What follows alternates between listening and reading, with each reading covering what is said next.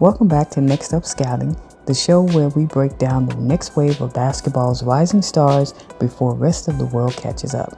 Today, we're heading to the Big 12, where the Houston Cougars have unleashed a point guard who is redefining pace, control, and swagger. We're talking about none other than freshman point guard Kingston Flemings, a lead guard with burst, advanced floor mapping vision, and a competitive fire you only get from players who really believe they belong. NBA scouts are circling, conference coaches are game planning, and the hype is building fast. So buckle up, because today we're breaking down how Kingston Flemings is rising into top 5 territory in his class and why teams view him as one of the most scalable guard prospects in college basketball. But before we get into the NBA projections, we need to start with who Kingston Flemings is and how he became the engine of the Houston Cougars. Kingston Fleming is a 6'4" lead guard for the Houston Cougars who's built off of elite pace manipulation, change of direction explosiveness, and a confidence-heavy playmaking identity. What jumps off the screen immediately is that Fleming is not playing timid, he is dictating terms. Originally labeled as a skilled but undersized guard on the recruiting circuit, Flemings quickly has shifted the narratives. Scouts who once questioned his translatability are now asking a new question: how high is his ceiling? But to really understand where the hype comes from, you have to watch how Flemings controls a game possession by possession. The foundation of Fleming's offensive value is pace control. Some guards play fast, some guards play slow.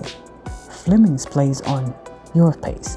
He accelerates, decelerates, hangs defenders in space, and manipulates bigs and drop coverage like a seasoned pro. And what stands out? Well, his ball screen mastery. He reads the low man, tags the weak corner, and manipulates the route of the roller. Another area that also stands out is his live dribble passing. He'll hit ahead lasers, pocket passes, skip reads, and late window timing. And of course, his 3-level scoring threat. He forces help because he can score at every level. Floater, touch in the lane, pull-up separation, and the willingness to take rhythm threes. Rim pressure. His first steps is weaponized, especially going right, forcing rotations and bending defenses. This is not a highlight-dependent prospect. This is a possession-driven scalability. And while the offense is generating the hype, the competitive DNA on the defensive end is what gives scouts confidence in NBA translation. The Houston Cougars' identity is rooted in defensive intensity, physicality, and toughness, and Flemings embodies that culture as a point-of-attack disruptor. Key indicators would be things such as screen navigation. He doesn't die on screen, or he fights through contact and he recovers. He has active hands, which generates deflections and back taps that fuel transition. In his rotational, he's very disciplined. He understands when and when not to stun. And of course, he's vocal on switches. He competes every possession. He has that motor, that dog in him. NBA evaluators take note of guards who defend with conviction. Flemings checks that box decisively. And speaking of next level, what is the projection? Where does Fleming fit in the modern NBA ecosystem? Where modern basketball values scalable guard play, Flemings projects as a lead or co-lead initiator who can run offense, bend defenses, and fit into multiple lineup structures. Fleming's projected NBA role will be that of a primary ball handler for younger or rebuilding teams, secondary creator for teams with established star initiators, or a transition accelerator for teams seeking pace and downhill pressure. His feel for angles, manipulation, and advantage creation gives him both a high floor and an intriguing developmental ceiling. With shooting progression and frame development, Flemings becomes extremely difficult to scheme out. But to become a high draft pick, you have to ask the critical scouting question: where can he grow? 3 key growth areas that could elevate Fleming's stock even higher would be that of strength plus contact finishing. Getting stronger through the core and chest will improve efficiency versus rim protectors and length. Also, his pull-up jumper consistency, his pull-up three-point consistency, I should say.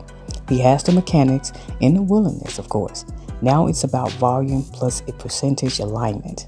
And of course, his left hand progressions. Teams will start forcing him left. Increasingly, comfort as a left-hand passer and finisher is high impact. He's more of a right-hand heavy kind of player, and so of course, anytime that's the case, teams are going to try to force you to the weaker hand, and it would definitely be in his best interest to improve in that left-hand area so that it doesn't become something that teams game plan for as he continues his college career, as well as he gets into the next level. Now, these are refinements rather than structural concerns, which is why the stock is trending upward. When scouts evaluate Flemings, they're trying to place him within the lineage of modern high field guards who can orchestrate offense and scale of winning opportunities.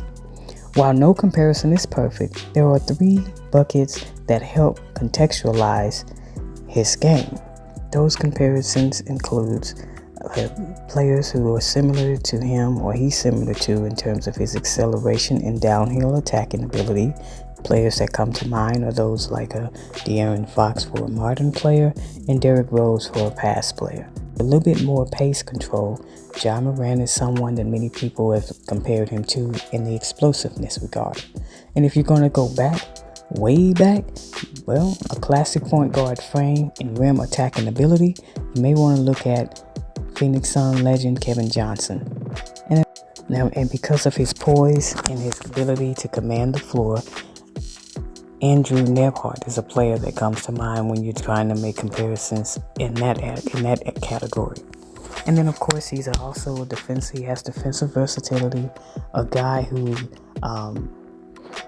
is disruptive and can create opportunities in transition.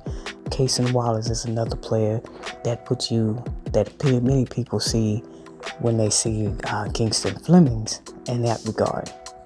Flemings is not a finished product and is not being projected as a one-to-one clone of any of these players.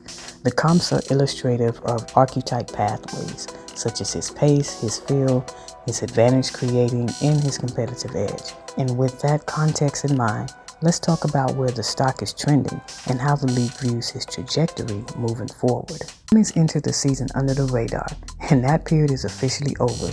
His stock has elevated into a real conversation for a lottery consideration, a potential top 10, and buzz from evaluators discussing top 5 outcomes should shooting and efficiency spike through conference play.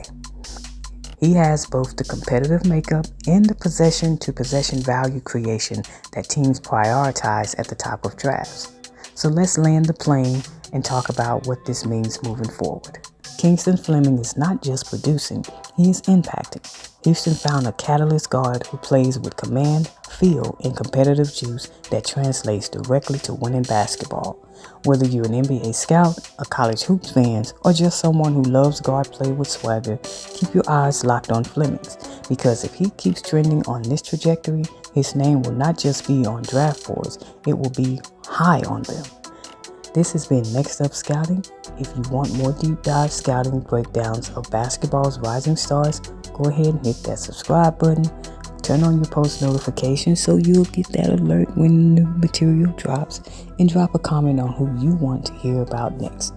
And also, share this video with a basketball fan who needs to get ahead of the curve. And if you haven't done so already, go ahead and hit that like button. Until next time, y'all take care.